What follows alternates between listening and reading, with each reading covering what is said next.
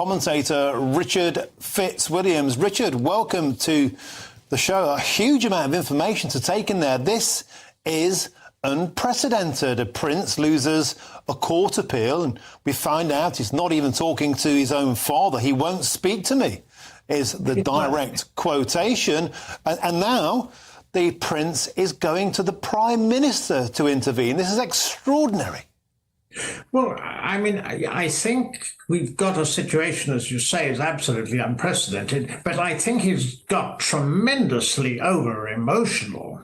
There's no doubt, of course, where this comes from. One has to be frank, it's to do with the tragedy of Princess Diana's death, which has still haunted him, and indeed he believes that he's under threat. It could be Al-Qaeda, it could be right-wing extremists, it could be paparazzi or whatever, and he sees the danger to himself and his family. Regarding anything that's constitutionally weird, you're quite right. I mean, the whole thing is bizarre. He's fifth in line to the throne, for goodness sake, and this is a case against the Home Office, and Ravek have decided that it's on a case-by-case basis because the Sussexes knew perfectly well when they stepped down from full-time royal engagements and went their own way, they lose automatic security. In my opinion, there was a case for him having VIP status, but it's been decided that that won't be so. And now we know in a deeply emotional, he says he's devastated,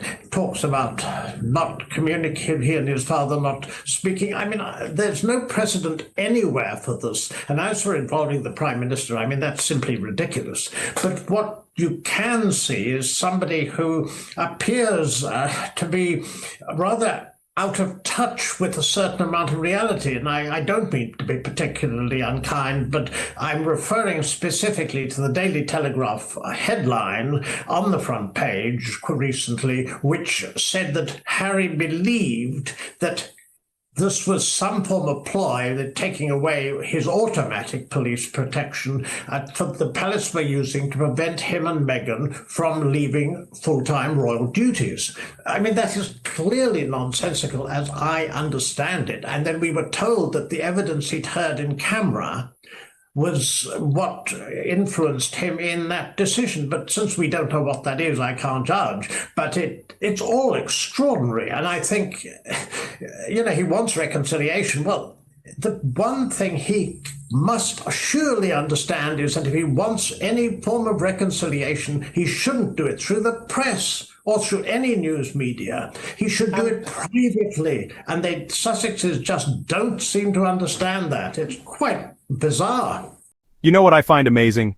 That a woman, Meghan Markle, can post a single photo, just one black and white image of her husband and children, no caption, no hashtags, no press release, and yet the entire royal watching media machine short-circuits like she just declared war on Buckingham Palace. It's honestly laughable and sad.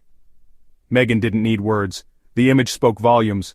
A father, walking hand in hand with his son, lifting his daughter high above his shoulders.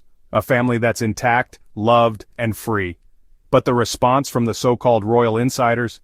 Absolutely unhinged. And I don't say that lightly, because how else do you describe people calling that image a giant FU to the royal family? Really? That's what they saw? Not a sweet moment between a father and his children, but some kind of declaration of rebellion? No. What we're seeing is not Meghan lashing out, it's the press and palace mouthpieces projecting their bitterness onto her. They're the ones angry that she's not begging to come back, that she's not clinging to the empty status they tried to dangle over her head like a crown made of thorns. They're mad that she's thriving. And that, my friends, is the root of all of this. Let's rewind. Prince Harry gives a raw, powerful interview, once again holding nothing back about the emotional toll of his royal upbringing, the heartbreak of being cut off, the betrayal by those closest to him, and the final blow. Losing his legal appeal to get the protection he needs to bring his wife and children safely to the UK. He made it clear. He cannot and will not risk his family's safety. And that's when Meghan posted the photo. She didn't need to say anything, the image was the message. We are whole, we are well, we are protected by love and by our own choices. And of course, that silence, that confidence, that unbothered energy, it sent the vultures circling. One so-called insider called it a calculated attack. Another one claimed she's unhelpful and an enabler. I mean, seriously? An enabler? Meghan is the reason Harry is still standing. Let's not forget, this man was spiraling under the weight of grief, pressure, and trauma. And it was Meghan who pulled him up, encouraged therapy, helped him find his voice, and gave him space to heal. But in the toxic royal echo chamber, a supportive partner is seen as a threat. A woman who lifts her husband up, who walks beside him instead of behind him, is controlling. She's dangerous. She's too much. You know what that actually means? She's powerful, she's educated, she's independent, and most of all, she doesn't play their game. Let's talk about this nonsense narrative of Meghan being obsessed with status. That one really takes the cake. Here is a woman who walked away from the most high-profile royal platform in the world. She had the titles, she had the palace, she had the global spotlight, and she gave it up because what she didn't have was safety. What she didn't have was mental peace, and what she definitely didn't have was support. She traded all of that for a life of freedom, and they're still mad about it, because in their world, leaving the royal fold is like committing treason. Especially if you're a woman of color. Especially if you're supposed to just be grateful they let you in. Let's not pretend this is all about Harry's interview or Meghan's post. This is about control. This is about a royal system and a media system that cannot handle losing their golden narrative. They wanted Harry to be the loyal spare. They wanted Meghan to be the obedient duchess, the silent ornament. But what they got instead was a couple who said no, who chose each other, who walked away, and they're winning. That's what really burns them. Meghan isn't hiding. She's launching projects, supporting causes, investing in communities. She's raising 2 beautiful children and keeping her family grounded in values that matter. And Harry, he's still fighting, still standing up for what's right, still calling out the system that failed his mother and tried to destroy his wife. They say Harry is obsessed with airing his truth. I say, thank God he is. Because for far too long, the truth has been buried under PR spin, palace silence, and tabloid filth.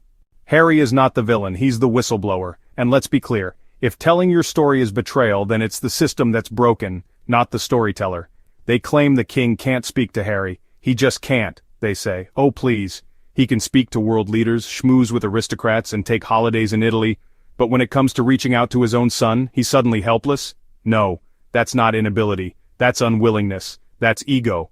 That's coldness disguised as protocol.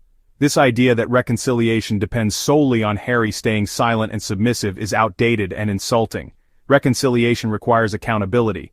And let's not forget, Harry has always left the door open. He's never said he wants to sever ties. He said he wants honesty, apology, safety, basic things any son would want. But apparently even that is too much for the royal family. So when Meghan posted that photo, it wasn't rage, it wasn't defiance, it was peace, it was strength. It was the quiet confidence of a woman who no longer needs approval from people who never saw her humanity in the first place. And we see it. Over here, in the real world, beyond the palace walls and the tabloid headlines, we see her. We see a mother, a wife, a fighter, a woman of grace, intelligence, and power. And we will not be gaslit into hating her because she dared to be more than just decoration. Harry and Meghan are building something real, a legacy of love, resilience, and truth. And every time they're attacked, it just proves how badly that truth is needed. So let's keep showing up for them. Let's keep calling out the hypocrisy. Let's keep telling the truth, loudly and unapologetically. Meghan Markle accused of sending giant FU to the royal family with her latest post relating to Prince Harry on social media. The Duke of Sussex undertook a bombshell interview on Friday where he discussed his ongoing feud with members of the monarchy. Prince Harry also ruled out bringing Meghan, Archie, and Lilibet back to the UK following the dismissal of his appeal in his legal battle against the Home Office over his security provision in the UK. Following the Duke of Sussex's interview, Meghan took to Instagram to share a black and white photograph of Prince Harry alongside his children. Harry can be seen holding his son Archie's hand and carrying his daughter Lilibet on his shoulders. The Duchess of Sussex did not accompany the picture with a caption. Well, that's a rather giant FU, isn't it? One royal insider told the Mail about the timing of the post. One source described Meghan's role as unhelpful and an enabler in the ongoing situation. For her, the loss of status is a much more significant issue, another source told us. Another insider close to the royals criticized Harry's approach to family matters. They said, he is utterly obsessed with the idea of airing his truth. Harry lives his life permanently under a victim narrative and never takes responsibility for his own actions. A third source commented on Harry's contradictory position regarding his family. Harry says he wants to reconcile while still betraying the confidences of the family. Is it any wonder the king doesn't speak to his son? It's not that he doesn't want to, he just can't, the source added. And if you believe in that truth, if you believe in love over lies, in freedom over fear, then this is your squad. This is Royal Sussex Squad, where we speak facts, shut down nonsense, and protect our own. Make sure you hit that subscribe button so you never miss an episode. Drop a comment below. Tell us how you felt when you saw that photo. And if you want to support the work we do, keeping the truth alive and lifting up Harry and Meghan against the tide of lies, please consider clicking that super thanks button. Every bit helps keep us going, and we're so grateful for your support.